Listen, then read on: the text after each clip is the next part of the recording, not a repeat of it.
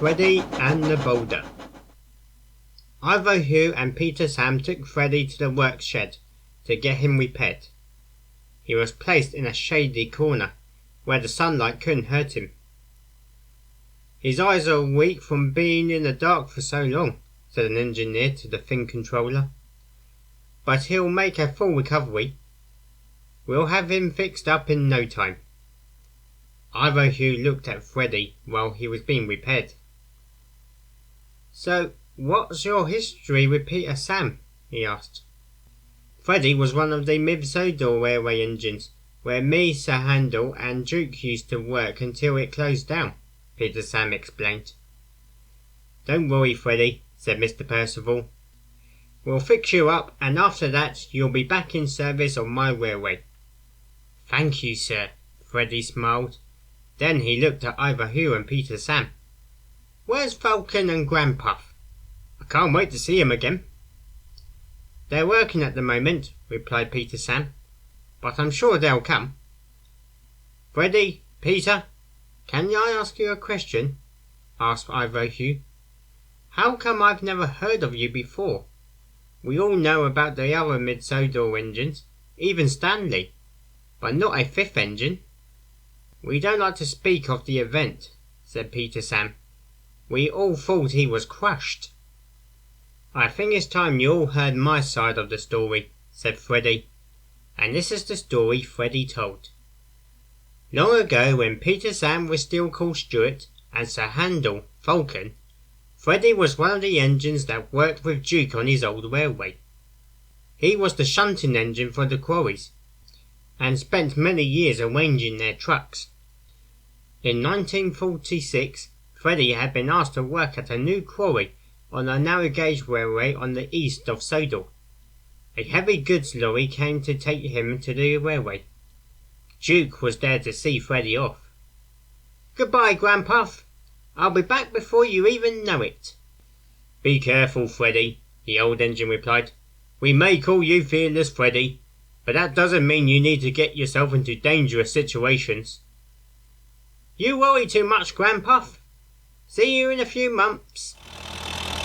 Freddie was off to the quarry. The new quarry was built on the Scarlowry Railway. It was called Boulder Quarry, named because of a large boulder that sat on the top of the cliff surrounding the quarry. Freddie soon arrived and set to work straight away shunting the construction trucks. One day a workman came to see Freddie. "We'll be blasting today. We'll need you to work away from the dynamite. A spark could be dangerous to anybody." "I understand," said Freddie. "I love blasting day. Lovely big bangs." "No wonder why he's called Fearless Freddie," the workman said. "You'll be helping the miners in the mine shaft, while we blast near Boulder Cliff." "Near that old boulder up there? What if your blasting shakes it loose?" "That old boulder's been up there donkey's years," replied the workman. "It's washed over us since we arrived, and won't be going anywhere." "How can a boulder watch us?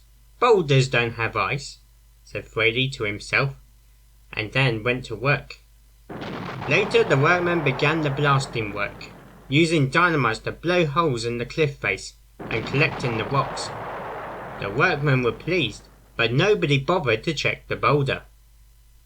Soon Freddie and the miners had finished inside the mine shaft, and he pushed the trucks out of the tunnel. As soon as his crew uncoupled him from the train, and he began to back up slowly, Freddie noticed something. The explosion had weakened the ground underneath the boulder. "Boulder's moving!" "Don't be so daft," said his fireman. "It can't." But it could. The boulder rolled over the edge and ran straight down the cliff. It crashed into the shed filled with dynamite.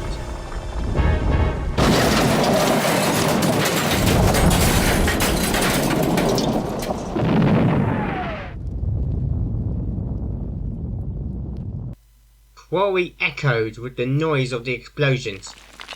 Then they heard the sound of falling rocks. "Rock slide!" shouted the foreman. "Clear the area!" The workmen quickly evacuated.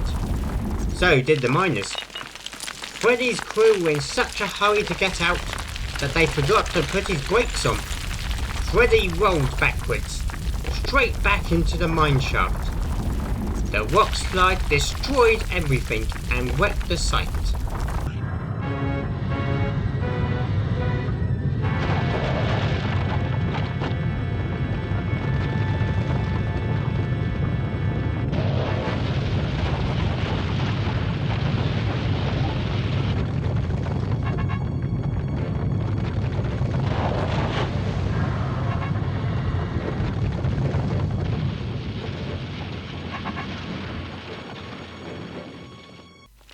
Freddie didn't stop until he hit the buffers at the end of the mine.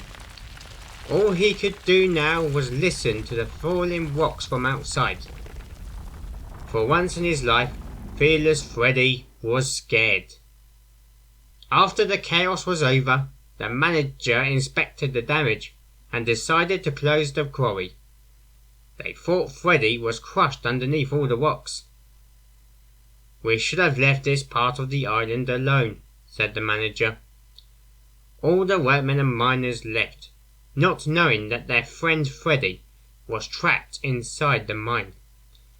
Ivo Hugh was very disturbed after Freddie finished his story. "Whoa, that was really scary," he said. "I remember now," Peter Sam replied quietly. "The quarry destruction led the aluminium company to go bankrupt. So me and Sir Handel were sold to the Scarlowy Railway." "Not many engines could go through something like that," said Ivo. "They don't call me Fearless Freddie for nothing." Like when I had an accident with some trucks and had my funnel replaced," Peter Sam replied. "I hope I never have to avoid something like that," Ivo Hugh thought, secretly worried.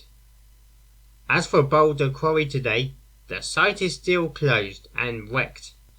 As for the boulder, it's still sitting at the spot where it landed.